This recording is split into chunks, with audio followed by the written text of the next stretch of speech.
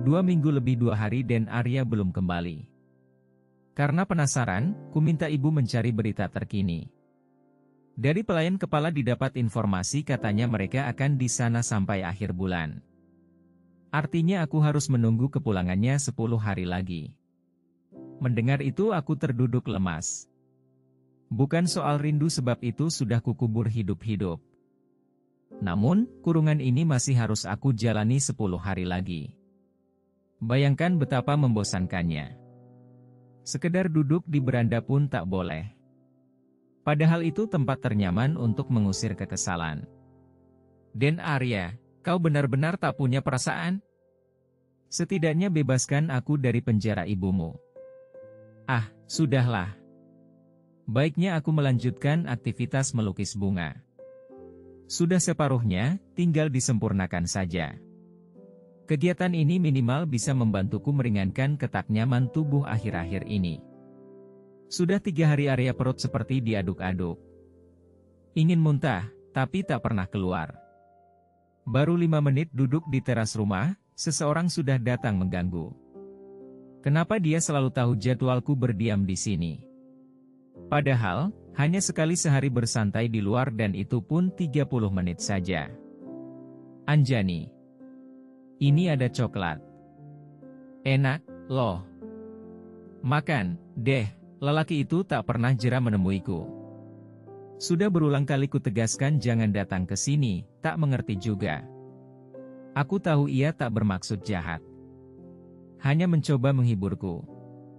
Itulah kenapa tiap pulang kerja dia akan memberikan makanan atau benda-benda lucu. Meski tak pernah kugubris, ia tak menyerah. Aneh memang.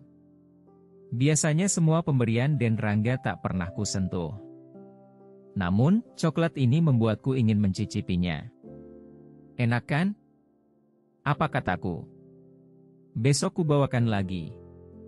Atau kau mau yang lain? Bilang saja nanti kucarikan.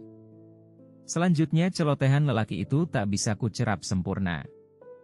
Aku fokus pada perut yang tiba-tiba meronta. Aku berlari ke dalam sebab mual tak tertahankan. Tujuanku hanya satu. Wastafel. Anjani kamu kenapa? Tak kugubris panggilannya.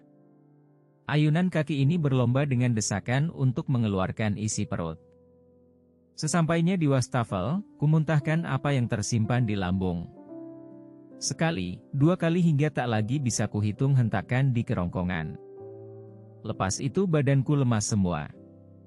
Kepala pun rasa berputar. Aku menempelkan tangan ke dinding ruangan saat melangkah. Kukumpulkan tenaga agar sampai ke kamar. Hari ini memang agak aneh. Selain mual, lemas dan pusing juga. Anjani, ya ampun. Kamu kenapa, nak? Ibu memapah putrinya ini yang sedang kepayahan. Namun, baru beberapa langkah, otak ini sudah tak mampu mengontrol keseimbangan. Aku pun tumbang. Selamat, sayang kau akan jadi ibu. Itulah kalimat pertama yang kudengar saat kelopak mata ini terbuka. Kaget pasti. Bahagia? Harusnya iya, tetapi mengapa hati ini tak berbunga-bunga? Kuusap perut yang masih datar ini. Ingatanku langsung melayang pada kejadian malam di villa. Saat ia datang membisikkan 1000 kata cinta. Indah, sangat indah hingga tak terlukis kata. Ibu mengusap pipi yang telah basah ini. Wanita yang pipinya tirus itu membelai rambut, lalu mengecup keningku. Insya Allah semua akan ada keberkahannya. Anak ini anugerah, Neng. Jangan membencinya sebab kesalahan ayahnya, tangisku pecah mendengar nasihat itu. Ibu seolah tahu isi kepala dan dada putrinya. Kiranya takdir ini tak dapat kutolak. Meski sentuhan itu 1 kali, atas kuasanya, jadilah maka jadi. Aku kembali tergugu di pelukan ibu. Bukan tak ridho atas takdir ini. Namun, ini tentang bagaimana nasib kami berdua ke depan. Kabar kehamilanku langsung tembus ke telinga juragan istri. Tak perlu waktu lama, wanita yang jalannya mendongak itu sudah ada di sisiku. Bayimu adalah keturunan Suradisastra. pewaris harta generasi kedua. Jagalah dia dengan sepenuh jiwa. Akan ada perawat khusus yang membantumu merawat kehamilan. Ingat, kau harus mengikuti arahannya, terangnya tanpa jeda. Iya, juragan. Wanita itu mengelus perutku. Lama menyimpan telapaknya di sana seperti sedang ingin memastikan sesuatu. Semoga anak ini laki-laki. Lepas itu ia memerintahkan para pelayan untuk menata rumahku lebih rapi dan higienis. Tak boleh ada sedikit pun debu dan kotoran, itu yang kutangkap. Beberapa perabot dikeluarkan. Katanya akan diganti baru. Lukisan, guci dan lemari pajangan disingkirkan. Sudah usang menurutnya. Aku dan ibu tak berani menyanggah atau sekedar bertanya. Biarkan saja ia melakukan apa yang disuka.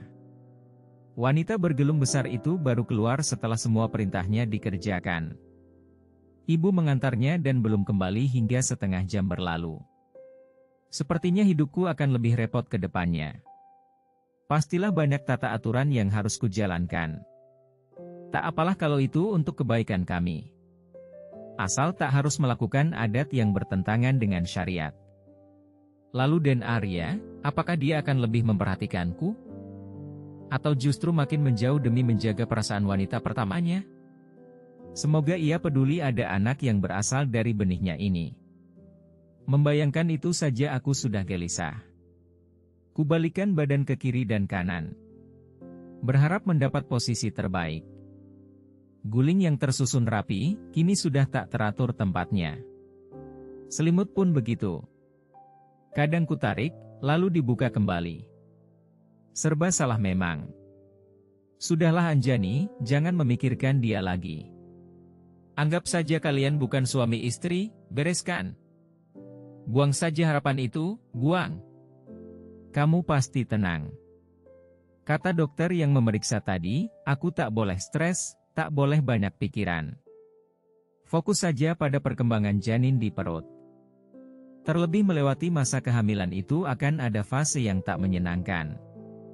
Hal itu diakibatkan perubahan hormon yang bisa saja memicu ketaknyamanan pada anggota tubuh lainnya. Hei, jangan ngelamun terus. Nih, ada titipan dari Den Rangga. Dia ingin menjengukmu, tapi ibu larang. Aku menoleh pada wanita yang entah kapan sudah ada di kamar ini lagi. Kubuka tote bag yang disodorkan ibu. Ada kartu ucapan dan sepasang boneka bayi laki-laki dan perempuan. Selamat jadi mommy.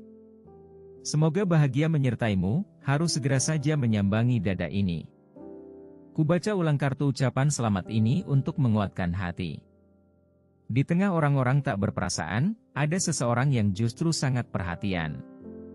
Aku seperti punya kekuatan untuk bertahan. Terima kasih Den Rangga. Sudah seminggu dari kabar kehamilan, Den Arya belum juga pulang.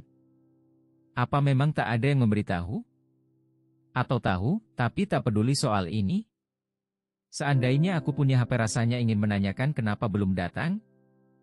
Tak bahagiakah bahwa ia akan jadi seorang ayah?